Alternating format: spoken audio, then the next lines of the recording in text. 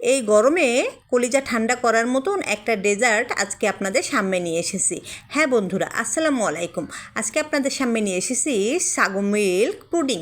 আর এই পুডিংটা এই গরমের ভিতরে একবার যে খাবে সে আপনার প্রশংসা করতে বাধ্য হবে।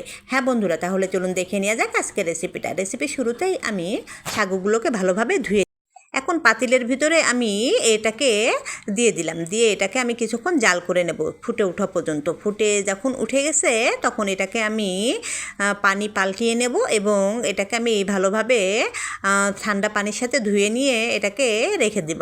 এই দিকে ওই পাতিলের ভিতরেই আমি দুধ জাল করতে দিয়ে দিলাম। আর যে সাগুগুলো আমি ধুয়ে রেখেছিলাম সেই সাগুর ভিতরে সামান্য ফুড কালার দিয়ে দিলাম।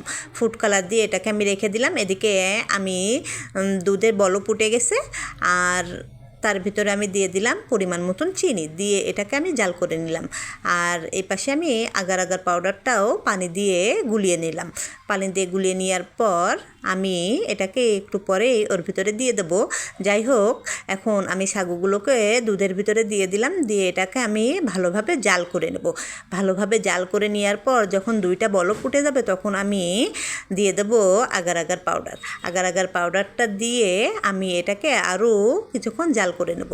কিছুক্ষণ জাল করে নেওয়ার পর এটাকে আমি এখন অন্য পাতিলে ট্রান্সফার করব, যার জন্য অন্য একটা পাতিল আমি নিয়ে নিয়েছি। এখন এটাকে আমি অন্য পাতিলে ট্রান্সফার করে এটাকে ডিপ ফ্রিজে আমি 2 ঘন্টার মতন রেখে দিলাম। 2 ঘন্টা পর ফিরে এসে দেখি ব্যাস তৈরি হয়ে গেল আমার সাগু মিল্ক পুডিং। আর এটা অসম্ভব মজার হয়ে থাকে, আপনারা একবার হলেও ট্রাই